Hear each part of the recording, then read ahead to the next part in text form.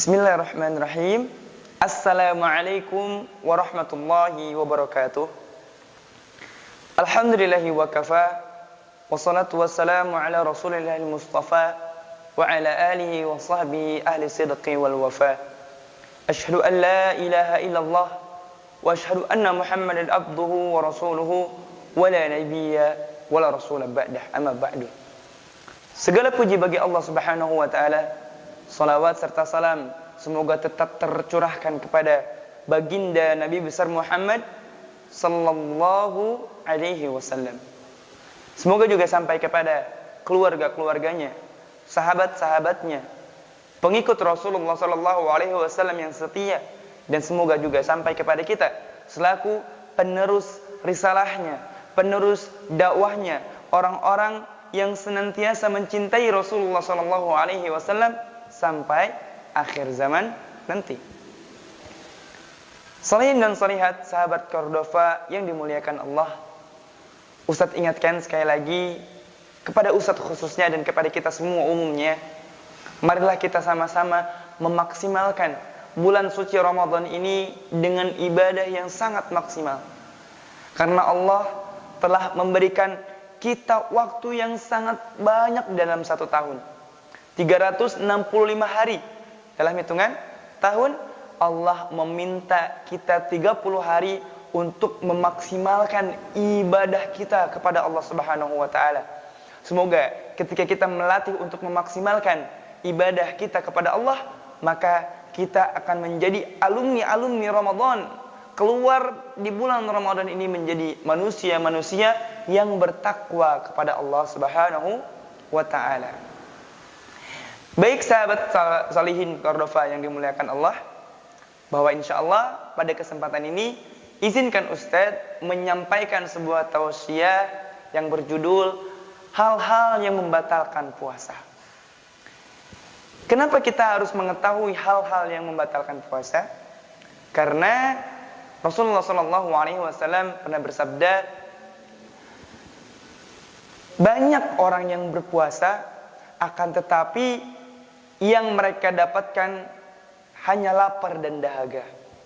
Maka na'udzubillah, jangan sampai kita sudah menahan lapar kita dari awal terbit fajar sampai datangnya waktu maghrib, tapi ternyata kita tidak mendapatkan apa-apa dari apa yang kita tahan itu. Dengan mengetahui hal-hal yang membatalkan puasa, insya Allah kita harap kita bisa terhindar dari apapun hal-hal yang menjadikan puasa kita tidak diterima oleh Allah Subhanahu wa taala atau puasa kita batal. Baik, teman-teman fokus dan perhatikan baik-baik setiap poin-poin yang Ustadz sampaikan agar kita mendapatkan manfaat dari pelajaran hari ini insyaallah. Baik, yang pertama, hal yang membatalkan puasa adalah makan dan minum secara sengaja.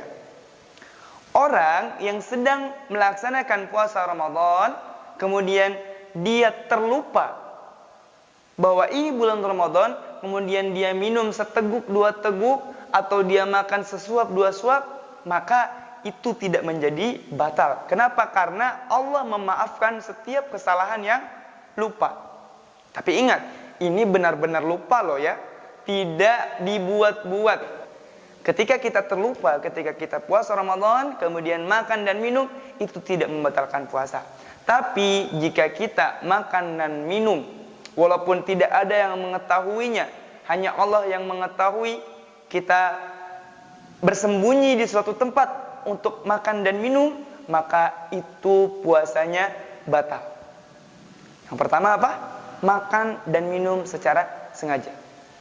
Yang kedua adalah muntah secara sengaja. Nah, Rasulullah SAW mengabarkan, jika seseorang muntah, maka puasanya tidak diqadha. Tetapi jika seseorang muntah dengan sengaja, maka orang tersebut wajib mengqadha puasanya. Jadi orang yang ketika dia berpuasa, kemudian dia merasakan pusing, kemudian dia mual, kemudian muntah, maka itu tidak menjadikan puasanya batal jika dia ingin meneruskan puasanya. Tapi kalau orang yang sehat-sehat saja, kemudian dia memasukkan jarinya atau memasukkan sesuatu hal-hal yang menjadikan dia bisa muntah, maka puasanya batal. Itu adalah poin kedua. Yang ketiga adalah memasukkan apapun di setiap rongga-rongga tubuh kita. Ada rongga telinga, ada rongga mulut, ada rongga hidung, dan maaf, ada 2 rongga di bawah, di tubuh kita bagian bawah. Nah, ini dapat membatalkan puasa. Tapi yang dimaksud dengan memasukkan rongga ini adalah yang bisa masuk sampai ke usus kita, yang bisa dicerna dan memberi kekuatan bagi tubuh. Makanya kalau membersihkan telinga itu tidak batal. Atau mohon maaf, mengupil itu tidak batal. Atau apalagi swab, ya. Swab, kalau sekarang kita sedang dalam keadaan Covid, kemudian kita di swab, itu tidak membatalkan puasa. Karena batasnya adalah muntaha khisum, sampai penghabisan dari rongga hidung. Sedangkan ketika kita di swab itu tidak sampai ke sana, hanya mengambil sedikit lendir-lendir yang ada pada rongga hidung kita. Nah, jadi setiap rongga-rongga itu bisa membatalkan puasa dengan syarat itu bisa memberi kekuatan kita. Ya, jadi jika kita berniatkan untuk membersihkan setiap rongga-rongga itu tidak membatalkan puasa. Yang selanjutnya adalah haid atau nifas. Ini khusus untuk wanita. Ketika seorang wanita berpuasa di bulan Ramadan, kemudian dia terjadilah saat itu haid atau nifas, maka batalah puasa wanita tersebut. Karena Allah Subhanahu wa taala sudah menetapkan hukum ini khusus kepada para muslimah. Kemudian yang selanjutnya adalah hilang akal atau gila. Jika seseorang di bulan suci Ramadan sedang berpuasa Ramadan, kemudian Allah ambil akalnya atau dia hilang akalnya atau gila, maka di sini puasanya akan batal. Dan yang terakhir adalah seseorang yang keluar dari agama Islam atau murtad.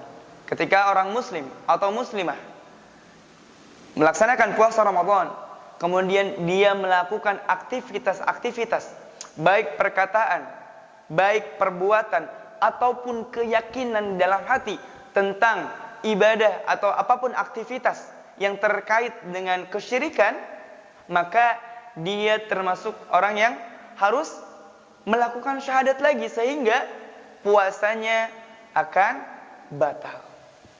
Baik, sahabat Cordova yang salihin dan salihat yang dirahmati Allah, itulah poin-poin yang bisa kita rujuk dan kita hati-hati agar puasa kita tidak menyebabkan kebatalan. Barakallahu fi. Cukup sekian yang bisa Ustaz sampaikan, kurang dan lebihnya mohon dimaafkan. Billahi taufiq wal hidayah. Assalamualaikum warahmatullahi wabarakatuh.